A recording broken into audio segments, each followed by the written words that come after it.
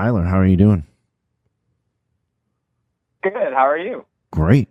You're in Illinois? Yep, I'm in Gurnee, Illinois right now. Bears fan? Yes, die hard. It's looking pretty good for you this year. I know the NFL. They didn't hear us coming. That's the best. It's way better to be underestimated than be the one everybody's gunning for. Yeah, exactly. Someone's always trying to get to the top, and if you're up there, you can only go down, right? Seems like that, yeah. So tell me about your business. So my business is studytank.com, and what it is it's an online community that aims to increase student retention by identifying what the student does not know, and then provides the student with tailored learning material before it's too late in a class. And our system is mainly driven by the fact that we have high credibility on the content that is posted on our learning community. And the number one question I guess I'm calling in for is, what is the best way to make a sale at the enterprise level, especially to a university where the CIOs and the provosts and computer users committees, and there's a really large network of people that need to be influenced in order to make that decision happen, especially with technology. I guess my question is, what is the strategy to do that efficiently? Okay, let me ask a couple questions first. How do you curate the content? So what we do is we go to university, and we partner with professors individually. And what they do is they then send us a list of the learning outcomes associated with their course, and then all of the notes for the course. And the Study Tank onboarding team will then associate each note with a learning outcome.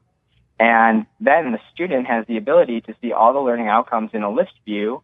And by selecting different learning outcomes, they're able to filter out the notes and only see what they're trying to learn. So if you're in a calculus class and you see a list of learning outcomes, and maybe one of those learning outcomes is how to take the derivative, you can select that, and then the notes directly on how to take the derivative will be broadcasted to the student without all the other excess content involved in the class. And so we onboard the credible content by directly going to the source and getting it from the professors. So how are you, let's say you charge somebody $10, how much of that are you paying to the professors? So right now we have no business model that brings in money through the students to the professors per se. The business model is to outline how the university can come on, and from the university paying, that way we don't have to charge the students or the professors, kind of like Blackboard, D2L, Canvas. All of these learning management systems are bringing on enterprises, and they don't charge anyone except for the enterprise.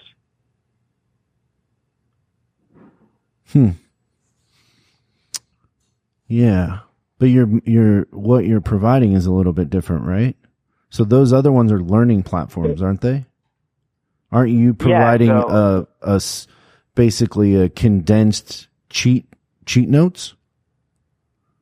Not cheat notes directly, but why don't take the word cheat out of context, but cut right to the chase. Yeah, I don't think they're cheat notes. Not only are you getting the notes from the professor him or herself, but you can also see notes uploaded by other students and or other faculty members in your university or other universities across the country. So we're not only creating an academia for the student online, but we're giving them a social platform to do that as well. Right. But at the end of the day, what you're providing and the reason why they want to be on your social platform is different than those other ones, isn't it? They want to be on our platform because it expedites the learning process by eliminating notes that you don't have or that you don't want to study, and it connects you with notes that are also in the realm of what you are studying, but maybe not from the source that you're getting it from currently. Okay, Tyler. So the benefit to me as a student is dramatic. It's huge, right? Mm-hmm. What's the benefit to me as a school? The benefit to you as a school is we're going to help you improve student retention by identifying to the student what they don't know before it's too late. So on day one, on Study Tank, we're going to assess what the student doesn't know by giving them a kind of a final exam on day one through the Study Tank platform. And then based on the questions that are associated with learning outcomes, we provide to the student what they don't know. And then from there, we can link that at the end of the course when they take another, repetition or another cut of a final exam, and you can see the difference in the learning outcome. So to the university, we're going to help the students get through the low retention courses such as Calculus 1, Chemistry 1, and Biology 1 from our surveys through students and faculty. Those are the classes that we have identified as low retention. Okay. And so who do you think it's worth more to? Because I'm kind of familiar with some universities and their efforts to increase retention. And that isn't, to me, I don't know. From the outside looking in, it's a harder sell to the university than it is to the student. I would disagree, because students, they don't have money, first off, and secondly, I think that there's a lot of different online resources of like learning material that you can find for free out there. So I think any time that you try to get a fiscal value out of a student, they're going to be holding on more tightly. And big ticket items, I think, are easier to sell. So if you have 1,000 hot dogs, how many hot dogs do you have to sell one equivalent to one car? And I think that's the same kind of approach that I'm taking with Study Tank, is how many students do I have to get to pay me 10 or 5 or whatever dollars a month, versus if I can talk to one person at the enterprise level, can I bring a group of 20,000 students on board by that one person? And maybe I'm wrong. That's my huge problem with your analogy of hot dogs and cars. If you have 1,100 hot dogs, you can't turn that into a car.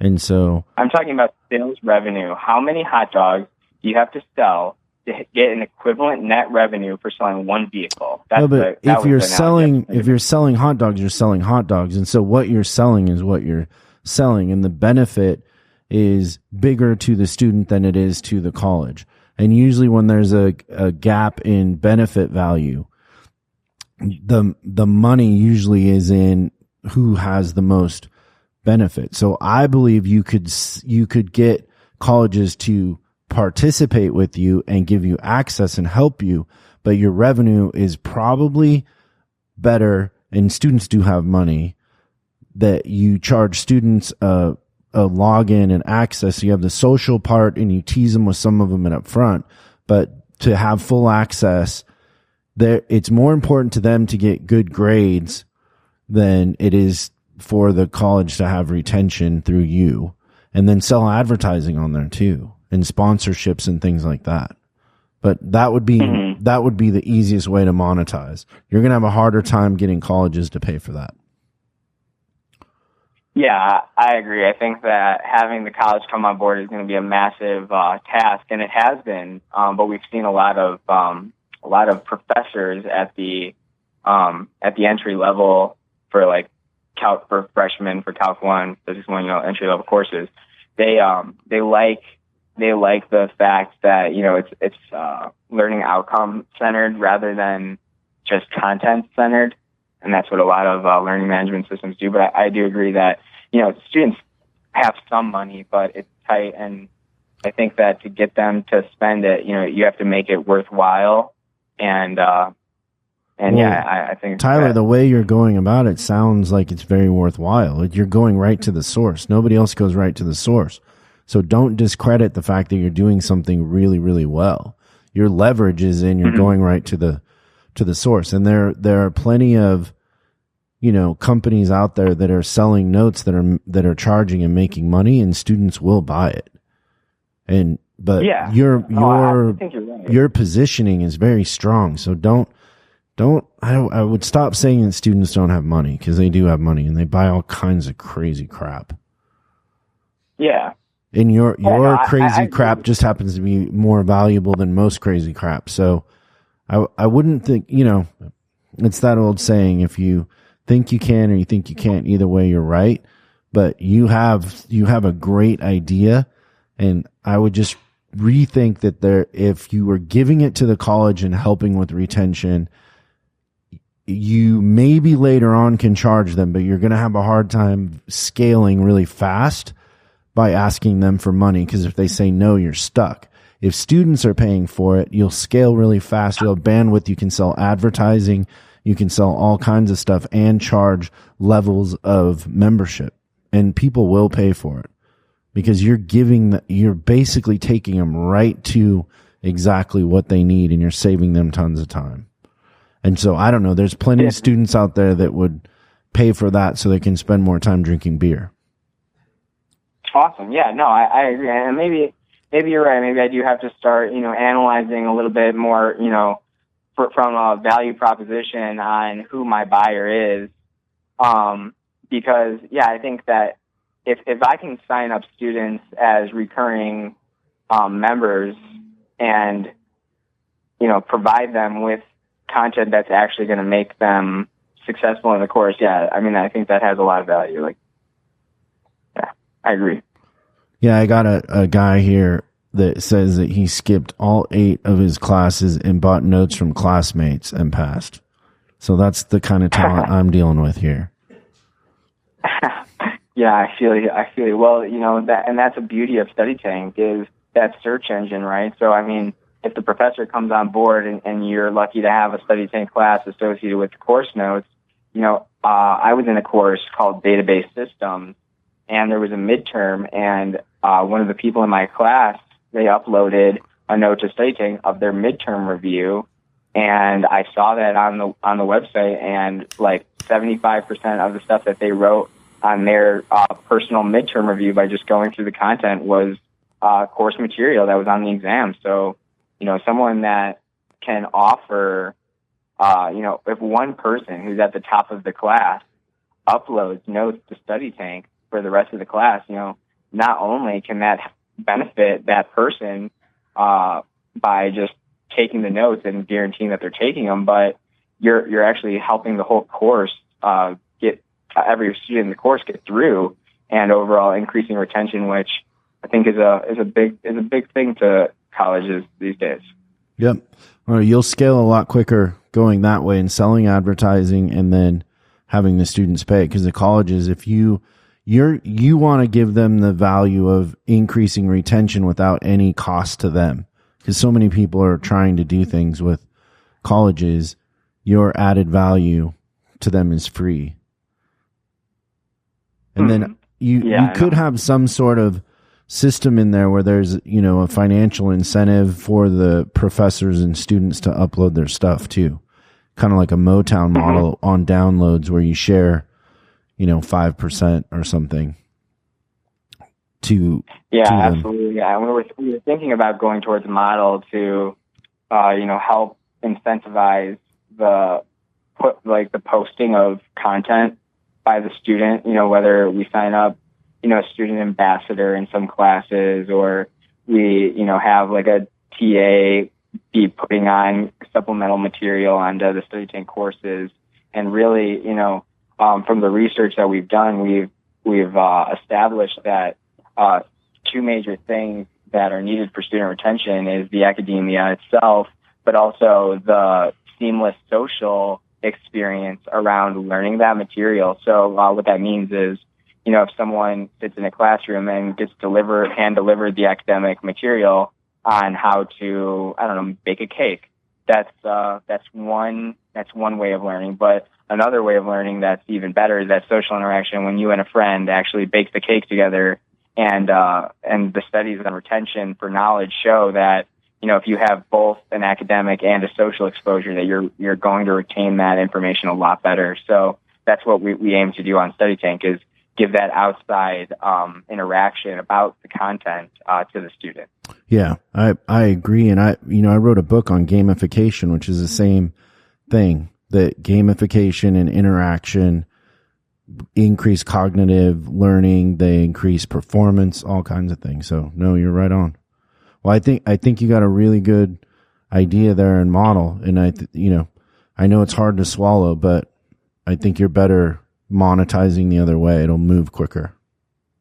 Oh, no, I appreciate it. I'm willing to pivot the whole concept at any moment to make the company successful. I'm not set in stone on any designs that Study Tank has.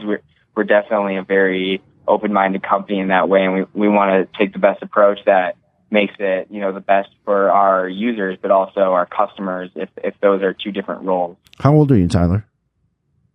23. Awesome. Well, man, you're off to a great start.